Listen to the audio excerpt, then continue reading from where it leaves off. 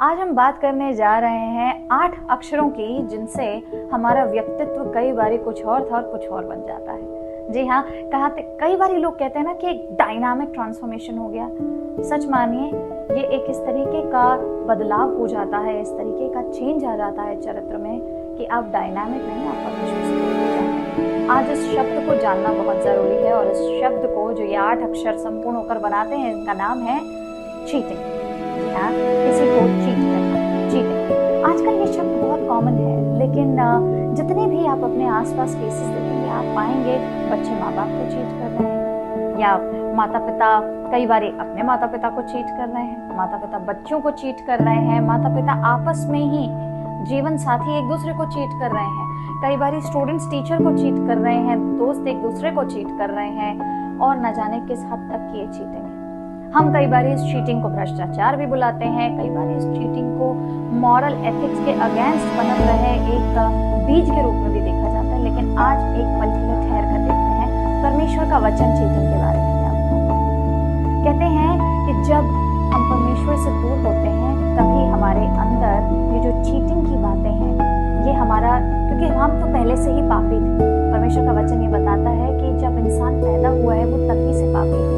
तो ये सारी चीजें हमारे डीएनए में है, लेकिन ये तब और ज्यादा पनपना शुरू हो जाती है जब हम परमेश्वर के इस वचन से दूर हो जाते हैं। आप देख करके एक बारी आकलन करके देखिए, आज एक छोटा सा बच्चा शीट में झांकना शुरू करता है जब वो बड़ा छोटा होता है कि पास हो जाऊं, चलो चीटिंग कर लूं। कॉलेज जाता है, चीटिंग करता चला जाता है, फिर कुछ ऐसे रिलेशनशिप्स में, कुछ ऐसी एडिक्शंस में पड़ जाता है कि उसके बाद अपने माँ बाप को चीट करता है, नहीं बताता है कि बाहर गर्लफ्रेंड है, लस्ट है, एडिक्शन है, ड्रग्स है, पता नहीं क्या क्या है, कितना अंधकार उसके जीवन में बाहर है, वो अपने घर पे नहीं बताता।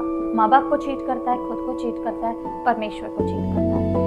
उसके बाद जब वैवाहिक जीवन में वही इंसान जाता है, अपनी चीटिंग की उस कैरेक्टरिस्टिक को अपने साथ लेकर के जाता है, वहां जाने के बाद अपनी लाइफ पार्टनर पर चीट करता है, उस लड़की के ऊपर भी चीट करता है जो कि शायद उसके साथ में एक्स्ट्रा मैरिटल अफेयर में इन्वॉल्व थी। और आजकल तो बहुत प्रचलित है, बहुत ज़्यादा प्रचलित है। मेरे पास कई ऐसी बातें हैं, कई ऐसे लोग आते हैं जो मुझे आधे से ज़्यादा बारी इन्हीं चीज़ों के बारे में बता रहे होते हैं, इन्हीं चीज़ों के बारे में शिकायतें कर रहे होते हैं, टूटे हुए होते हैं, बिखरे हुए होते हैं, क्योंकि चीटिंग का एंड सिर्फ और सिर्फ दर्दनाक है।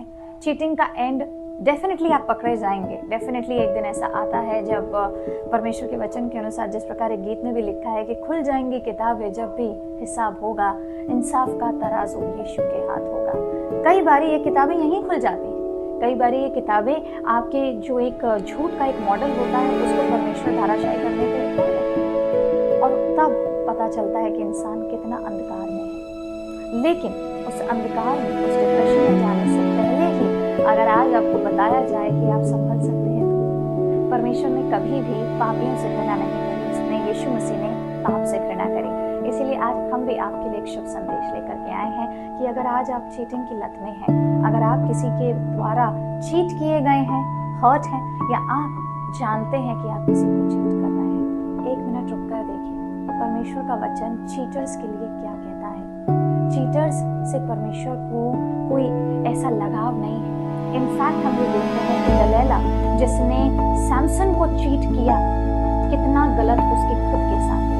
और सैमसन जब बार बार चीट किया जा रहा था, इतनी बारी उस लेडी के द्वारा वो पकड़वाया गया, तब उसके साथ क्या हुआ। हम देखते हैं दाऊद जिसने चीट किया, उसके साथ क्या हुआ। वो लस्ट में पड़ा, लस्ट में पड़ने की वजह से उसने किसी को चीट किया, और जब वो चीट किया तो उसके बाद उसका अंत तक, उसके एंड तक, उसके सर पर, गर्दन पर मृत्यु की तलवार उसके ऊपर टिकी रही। उसकी बुद्धि, उसकी अचीवमेंट्स सब धरे टिके हैं। आज अगर आपको लगता है कि आप चीटिंग में गिर चुके हैं, तो trust me, there is a way, आप वापस आ सकते हैं। आप अभी भी वापस आ सकते हैं, और उस वापस में आने के लिए आपको सबसे पहला कदम इस 2026 में उठाना है कि अपने आप को अपने परमेश्वर के हाथों में सौंप दीजिए। आपने जो चीटिंग करी है, उसे परमेश्वर के हाथों में सौंप दीजिए।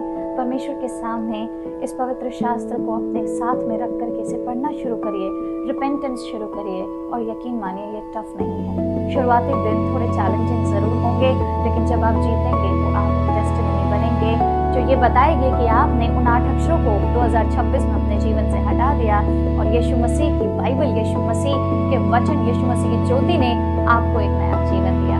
आइए प्रार्थना करें।